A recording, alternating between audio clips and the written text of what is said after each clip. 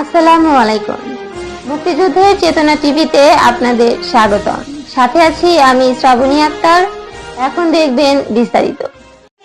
বিশেষ করে প্রাইমারি স্কুলের বাচ্চাদের একটা গ্রুপ আর কেজি স্কুলের বাচ্চাদের যদি একটা গ্রুপ করে দেওয়া যায় কতই বা লাগে। সামান্য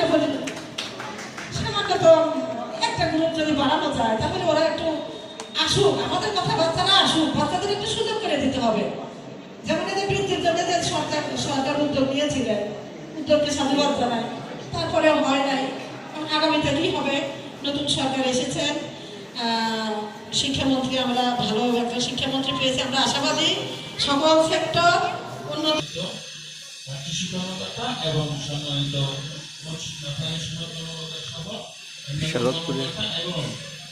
মহান 21শে ফেব্রুয়ারি শহীদ দিবস ও আন্তর্জাতিক মাতৃভাষা দিবস 2026 উপলক্ষে আলোচনা সভা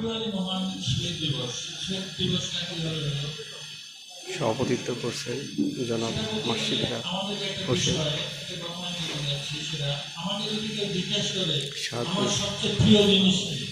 নির্বাহী অফিসার, সাউথপুর সিআরগঞ্জ। স্কুল ও কলেজের শিক্ষার্থী এবং শিক্ষকগণ এবং সাউথপুর উপজেলা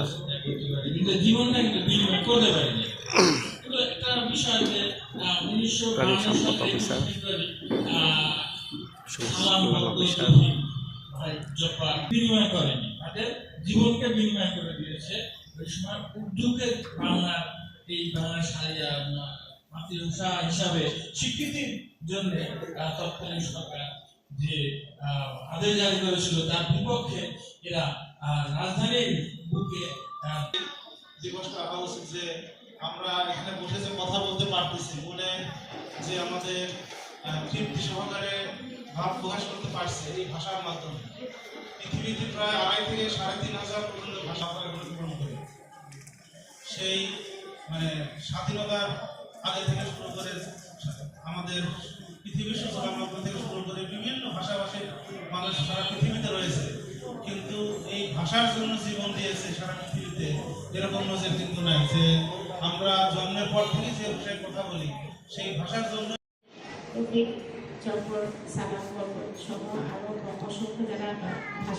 মহান 21শে ফেব্রুয়ারি শহীদ দিবস আন্তর্জাতিক ভাষা মাতৃভাষা দিবস 2026 উপলক্ষে আলোচনা সভায় বক্তব্য দিচ্ছেন মাসফিদা হোসেন, উপজেলা নির্বাহী অফিসার, সাউথপুর সিরাজগঞ্জ। দিক নির্দেশনা বক্তব্য দিচ্ছেন।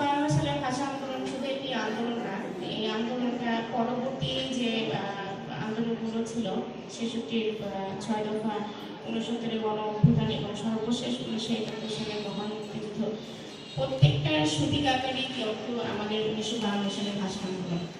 আমরা যদি একটু ভালো করে ইতিহাস পর্যালোচনা করি, বিগত আমাদের 1947 থেকে 1971 সালে 24 বছরের ইতিহাস পর্যালোচনা করলে দেখা যাবে যে ভাষা আন্দোলনের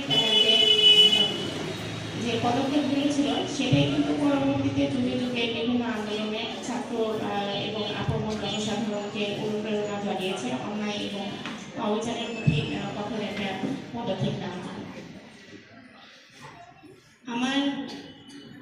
আজকে আমাদের উপজেলা প্রশাসন কর্তৃক আয়োজিত এই আলোচনা সভার সাথে আমাদের বিভিন্ন প্রতিযোগিতা, রচনা প্রতিযোগিতা এবং চিত্রাঙ্কন প্রতিযোগিতা, আবৃত্তি প্রতিযোগিতা ছিল। আমি আশা করব যারা এই প্রতিযোগিতাগুলোতে অংশগ্রহণ করেছে তোমরা জেনে বুঝে এবং মোটামুটি আমাদের ইতিহাস সম্পর্কে বাকিবহল কাজ করতে পারে।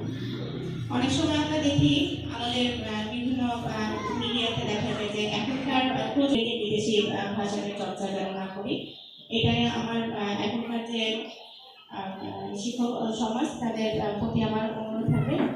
আর সম্পৃক্ত বক্তব্য শেষ করছি। ধন্যবাদ সবাইকে।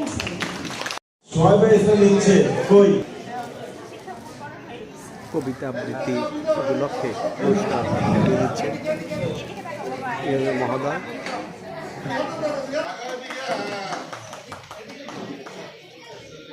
আফিয়া আঞ্জুমান দ্বীপ, এটা হলো তৃতীয়। মোহাম্মদ সিরা মাহিয়া ইব্রাহিম মডেল সরকারি মাধ্যমিক উচ্চ বিদ্যালয় সপ্তম শ্রেণীতে পড়ে। প্রথম স্থান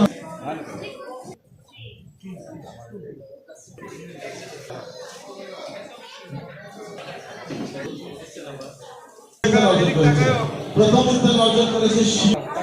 আচ্ছা, প্রথম কমিকে কত ছড়িয়ে উচ্চ বিদ্যালয় সপ্তম শ্রেণী আছে। আমরা বলতে পারছি আল্লাহ সর্বপ্রথম আমরা তোমার শুকরিয়া আদায় করি। আলহামদুলিল্লাহ রাব্বিল আলামিন। আল্লাহ আজকের এই অনুষ্ঠানকে তুমি কবুল আর মঞ্জুর করে নাও।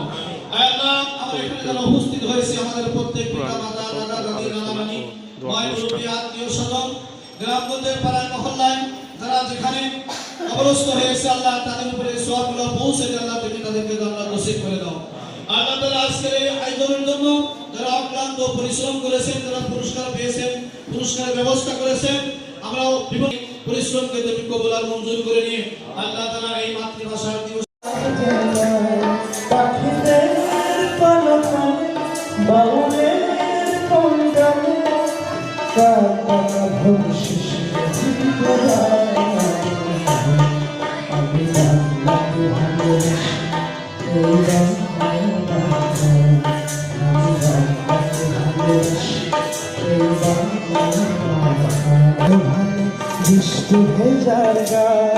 ভোলা